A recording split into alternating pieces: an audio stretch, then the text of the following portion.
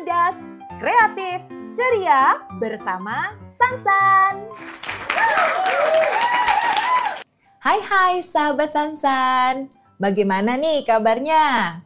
Semoga semua sehat selalu ya. Yang pasti kita selalu happy di dunia pintar Sansan. Cerdas, kreatif, ceria bersama Sansan. Wah, Kak Sansan mau berbagi kisah lagi nih. Kita mau simak sama-sama tentang apa yang disebut dengan Festival Obon di Jepang. Penasaran kan? Yuk kita gali sama-sama ya. Jepang merupakan suatu negeri yang pastinya sering kita dengar dengan sebutan istilah sakura. Ya, negeri bunga sakura yang indah. Nah, di Jepang ada nih satu festival yang unik banget yang dirayakan hampir di seluruh negeri yang disebut dengan Festival Obon. Festival ini bukan sekedar pesta-pesta ya sahabat Sansan, tapi juga memiliki makna yang sangat mendalam, yaitu untuk menghormati arwah leluhur. Kita cari tahu sama-sama lebih dalam lagi ya. Festival Obon sering juga disebut Bon Festival, yaitu suatu perayaan tertua dan paling penting di Jepang.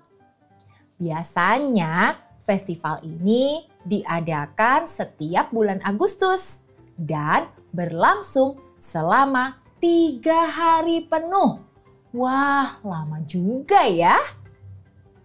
Dalam kepercayaan masyarakat Jepang, saat festival Obon berlangsung, arwah leluhur diyakini kembali ke dunia untuk mengunjungi keluarga mereka masing-masing.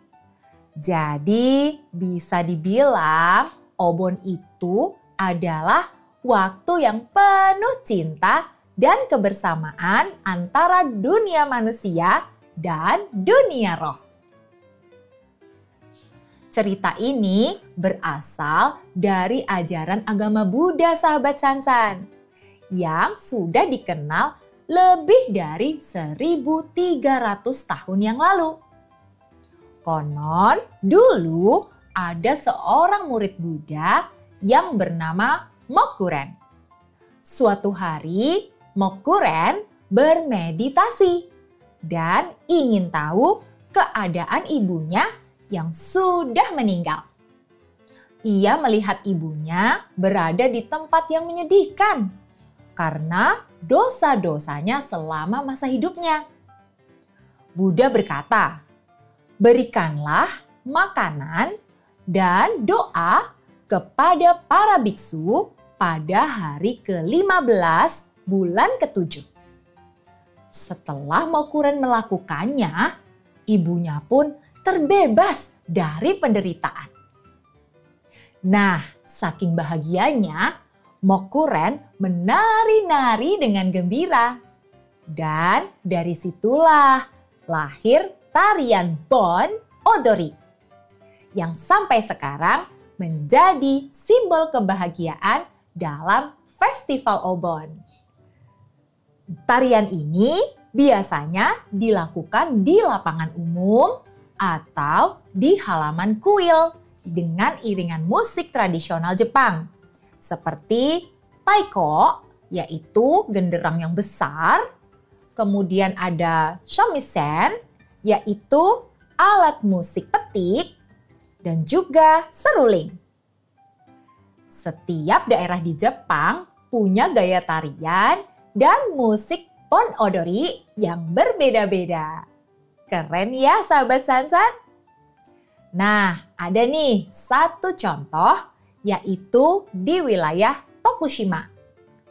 Di sana mereka punya tarian yang dikenal dengan nama Awa Odori, di mana ribuan penarinya menari-nari di jalanan dengan pakaian yang berwarna-warni. Ada juga nih di suatu daerah di Jepang, yaitu Kyoto, di mana tarian Bon Odori dilakukan di dekat kuil. Dan tariannya lebih lembut sahabat Sansan, penuh dengan kesakralan. Sedangkan di Hokkaido, musiknya lebih cepat dan gerakannya lebih ceria. Ya, lebih cocok mungkin untuk anak-anak seperti kita ya. Toro Nagashi. Apa itu? Ya, itu adalah lentera yang menghanyutkan cahaya.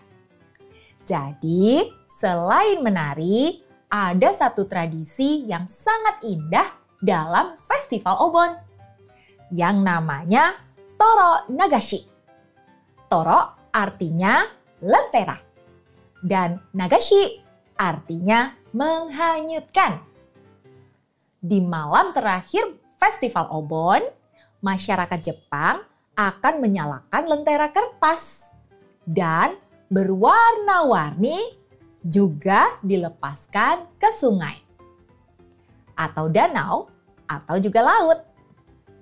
Lentera ini melambangkan jalan pulang bagi arwah leluhur ke dunia roh.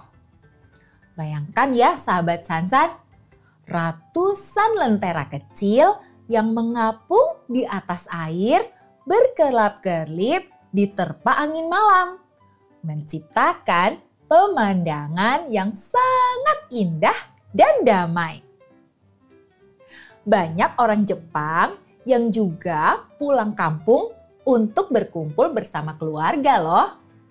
Mereka pergi ke makam-makam leluhur untuk membersihkannya, menyalakan dupa, dan juga memberikan persembahan berupa makanan dan bunga. Biasanya nih, makanan yang dipersembahkan adalah makanan kesukaan leluhur mereka di masa hidupnya. Hal ini melambangkan rasa terima kasih dan juga doa agar leluhur mereka selalu bahagia di alam baka. Wah, ternyata unik ya berbagai tradisi dari Jepang. Makna dan nilai dari Festival Obon ini adalah untuk mengajarkan banyak hal penting seperti rasa hormat kepada orang tua dan leluhur. Lalu pentingnya juga kebersamaan dalam keluarga. Dan jangan lupa nih, ada juga makna di mana kehidupan itu ternyata berputar ya sahabat Sansan.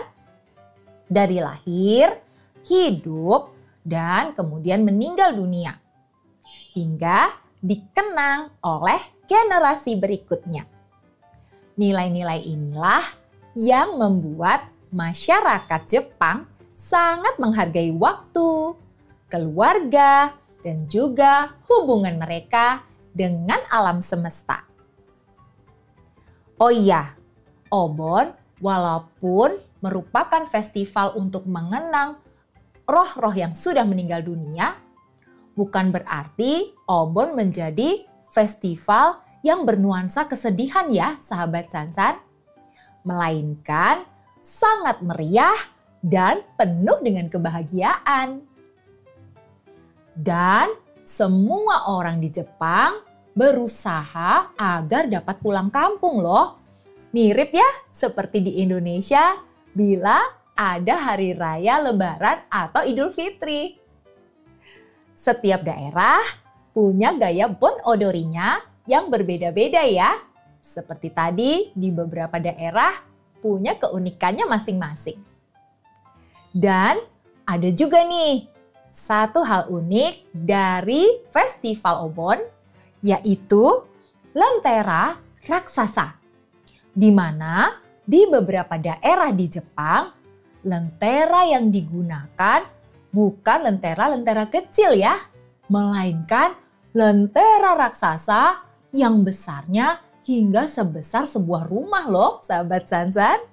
Wah, besar banget ya.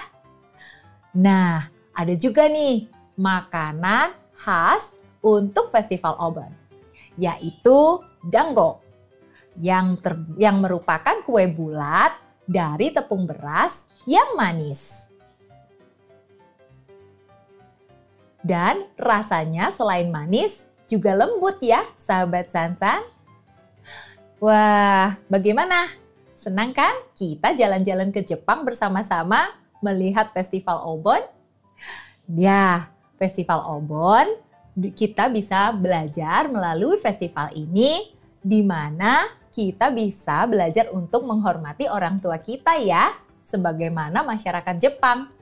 Dan juga kita selalu boleh mengenang para leluhur kita, dan itu ternyata penting banget loh sahabat Sansan.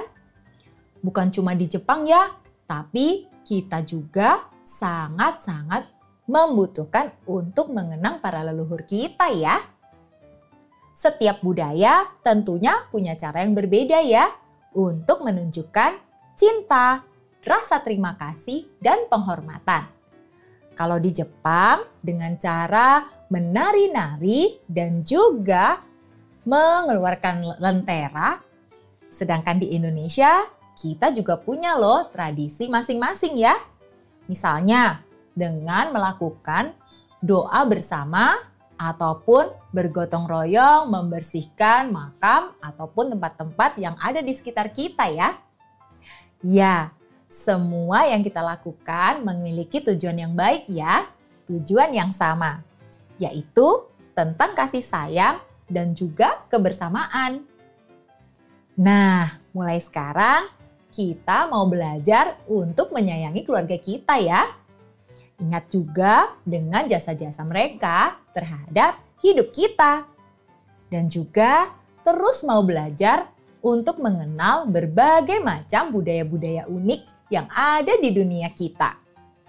Karena semakin kita tahu hal-hal seperti ini, maka kita akan semakin menghargai banyaknya perbedaan yang indah ya. Sampai jumpa di petualangan dunia pintar Sansan yang lainnya ya. Jangan lupa selalu like, share, dan subscribe biar nggak ketinggalan video-video lainnya dari dunia pintar Sansan ya. Sampai jumpa! Sampai jumpa di video-video Sansan selanjutnya. Subscribe, like, dan share ya!